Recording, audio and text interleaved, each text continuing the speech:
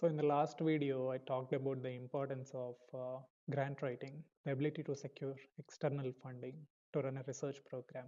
Let's say you secured external funding, you hired people to start your program as an assistant professor, but you never, in your previous postdoc or PhD positions, never worked in different groups or worked with different people. So that lack of experience working with different people in your previous position will only lead to a rough start very early on in your academic career. So if you're a PhD student or a postdoc, look for those opportunities where you can work with different kinds of people and see if you can provide any leadership or mentorship to undergraduate students or graduate students. For example, when you start as an assistant professor, you hire interns, graduate students, postdocs, and technicians to do a specific job in your program, but not all of them know everything. So you as an assistant professor has to be the leader of that pack. You must be the technically most sound person who has a broad view of all the projects that's going on in the group and also be detailed oriented so that you can help each member of the group when there is a need. Take the example of MS Dhoni. MS Dhoni can easily bat from number 1 to number 7 positions, but he always prefers to bat lower down the order. He always give opportunity to his team to shine and thrive.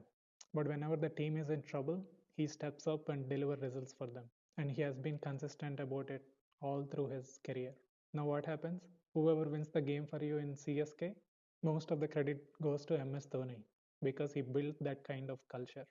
As an assistant professor, you are the one responsible for building a culture in your group. Take the example of Mumbai Indians or Chennai Super Kings. Why do everybody wants to play for them? Because their leadership group put in a culture that makes their players or their group members the most productive versions of themselves. So when you provide mentorship and leadership to your team so that they can shine, it automatically will reflect back onto your program. That way your program will gain reputation over time and be successful. And also when these people who goes into the workforce after passing out from your program, they will build a sense of gratitude and try to contribute back to your program in one way or the other. So overall, if you're a PhD student or a postdoc, identify these opportunities and volunteer to step up and contribute towards the cause of the team. After all, a leader is just as good as the team.